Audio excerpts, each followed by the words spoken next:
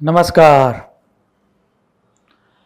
महाभारत में पांडवों को द्यूत सभा में हार मिलती है और उसके बाद उनको वनवास दिया जाता है। उस दौरान बनी हुई यह घटना है। हुआ यूं कि पांडवों में युधिष्ठिर जी को पानी की प्यास लगती है और पानी के लाने के लिए सहदेव को भेजा जाता है। सहदेव एक तालाब के पास जाता है। जब वो पानी लेने के लिए झुकता है तभी वहाँ से आवाज़ आती है कि पानी लेने से पहले मेरे कुछ प्रश्नों के उत्तर दो।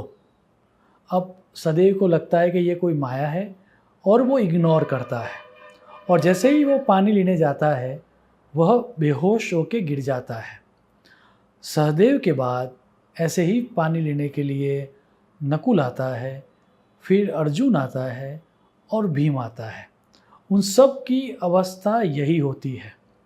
आखिर में युधिष्ठिर खुद पानी लेने आते हैं और वो देखते हैं कि उनके सभी जो भाई थे वह बेहोश होके गिर चुके हैं, निर्जीव हो चुके हैं। तभी वो भी पानी पीने के लिए झुकते हैं और तभी एक यक्ष की आवाज़ आती है कि मेरे कुछ प्रश्नों के पहले उत्तर दो, उसके बाद पानी पियो। युधिष्ठिर यक्ष को प्रणाम करते हैं और कहते हैं कि मेरी मति के अनुसार जवाब दूंगा, आप प्रश्न पूछो।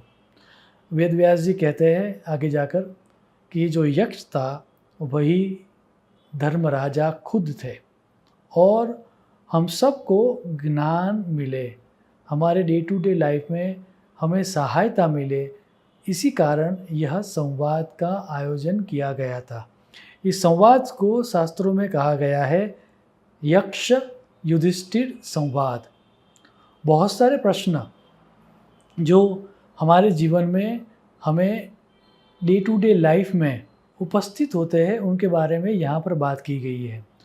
उसमें से एक प्रश्न ये है कि जब यक्ष युधिष्ठिर को पूछते हैं कि हमारे जीवन में जब कन्फ्यूज़न हो, क्लैरिटी न हो, तब व्यक्ति को कौन से मार्ग पर चलना चाहिए, क्या करना चाहिए ताकि उसको सक्सेस मिले या सफलता मिले, जब क्लैरिटी न हो और कन्फ्यूज़न हो।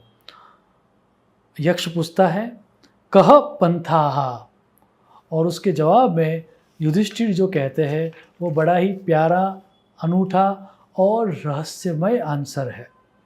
युधिष्ठिर जी कहते हैं तर्को अप्रतिष्ठितः श्रुतया विभिन्ना नैको ऋषिर् यस्य मतम प्रमाणम धर्मस्य तत्वं निहितं गुहायां महाजनो येन गतः स पंथाः। श्लोक को डिकोड करके समझते हैं। श्लोक में ये कहा गया है कि जीवन में किसी भी क्षेत्र में सक्सेसफुल होने के 4 रास्ते लोग अपनाते हैं। अब मज़ा ये है कि उनमें से 3 रास्ते जो है वह आंशिक सफलता ही देते हैं, वह सही रास्ते नहीं है। चौथा रास्ता ही सुनिश्चित सफलता देता है। पहला रास्ता है अपनी बुद्धि, ओन इंटेलिजेंस या अपने तर्क, लॉजिक के द्वारा निर्णय लेना। अब हम सबको पता है कि हमारा इंटेलिजेंस जो है, हमारी जो बुद्धि है, उसकी खुद की बहुत सारी लिमिटेशंस है, हमारी जानकारी बहुत कम है। वैसे ही हमारी तर्क शक्ति या लॉजिक की भी लिमिटेशन है। सो हमारी बुद्धि शक्ति या तर्क शक्ति के आधार पर हम जो भी निर्णय लें वह निर्णय सब अवस्था में हमें सफलता दे, यह ज़रूरी नहीं है। अदरवाइज़ तो कोई भी व्यक्ति इस पृथ्वी पर असफल होता ही नहीं। सो पहला रास्ता ऑल द टाइम सफलता नहीं देता। दूसरा रास्ता जो है वह रास्ता है बुक्स या एक्सटर्नल नॉलेज, या जिसको हम कहते हैं मैनुअल के सहारे पर निर्णय लेना। अब जैसा कि हम सबको पता है राइट नाउ हम बुक्स को छोड़ के हम डिसीज़न लेने के लिए या किसी भी सब्जेक्ट को समझने के लिए ऑनलाइन सर्च करते हैं। सो ये ऑनलाइन सर्च करना ये दूसरा रास्ता है। और हम सबका ये एक्सपीरियंस होता है कि हम जब भी ऑनलाइन कुछ सर्च करने का ट्राई करते हैं, इतने सारे डिफरेंट ऑल्टरनेटिव्स हमको देखने को मिलते हैं, जानने को मिलते हैं कि हमें क्लैरिटी हो, उससे ज़्यादा कन्फ्यूज़न हो जाता है कि कौन सी वेबसाइट सही है और कौन सा ब्लॉग सही है, ये हम तय ही नहीं कर पाते। So external resources, that means books या ऑनलाइन सर्च के आधार पर ऑल द टाइम सही इंफॉर्मेशन मिले और हमें सफलता मिले, ये भी कहना गलत बात है। सो दूसरा रास्ता भी ऑल द टाइम सक्सेस नहीं देता। तीसरा जो रास्ता है उसको कहा गया है एक्सपर्ट की सलाह लेना। अब हम सबको पता है कि डिफरेंट काइंड ऑफ एक्सपर्ट्स की सलाह लेना, यहाँ पर किसी एक एक्सपर्ट्स की सलाह लेने की बात नहीं है। और ये भी हम सबको पता है कि हम किसी भी क्षेत्र के जितने भी एक्सपर्ट्स को मिलेंगे, उन सब की राय अलग अलग होती है, और अगर हम सबकी राय को फॉलो करने जाए तो क्लैरिटी की जगह कन्फ्यूज़न और बढ़ता है। सो शास्त्र भी यही कहता है कि नैको ऋषिर यस्य मतम प्रमाणम, अर्थात एक भी ऐसा ऋषि नहीं है जिसको सब लोग सही मानते हो। फॉर एग्ज़ाम्पल शास्त्र कहता है कि वशिष्ठ जी कुछ और बात करते हैं और विश्वामित्र कुछ और बात करते हैं।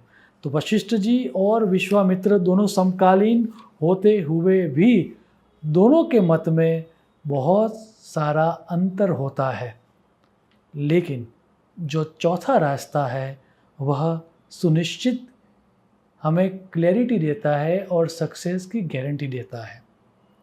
वो जो चौथा रास्ता है वो रास्ता ये है कि जिस रास्ते पर एक्सपर्ट ने चलकर सक्सेस प्राप्त की हो वही हम फॉलो करें। आधुनिक इंस्पिरेशनल एक्सपर्ट इसी को मॉडलिंग द एक्सेलेंस कहते हैं, या साइकोलॉजिस्ट इसको मॉडलिंग साइकोलॉजी कहते हैं। अर्थात जो स्टेप्स चलकर जो अभी ऑलरेडी सक्सेसफुल है, उन्होंने सक्सेस प्राप्त की हो, वही स्टेप्स अगर हम फॉलो करें तो हम सुनिश्चित तौर पर सक्सेस को प्राप्त कर सकते हैं। हमारी वैदिक संस्कृति इसके बारे में जानती थी, और इसीलिए मॉडलिंग द एक्सेलेंस या मॉडलिंग साइकोलॉजी को शास्त्र में एक नाम दिया गया जिसका नाम है परंपरा। परंपरा का अर्थ ही यही है कि जिन स्टेप्स को चलकर वे हमारे आगे जो ऑलरेडी सक्सेसफुल है, उन लोगों ने सक्सेस को प्राप्त की हो, वही स्टेप्स हम फॉलो करें ताकि हमें भी सफलता प्राप्त हो। आधुनिक इंस्पिरेशनल कोच टोनी रॉबिन्स के इस कोट के द्वारा मैं मेरी वाणी को विराम दूंगा। Success leaves clues, go figure out what someone who was successful did and model it, improve it, but learn their steps. They have knowledge. Shubham Bhavatu. Pranam.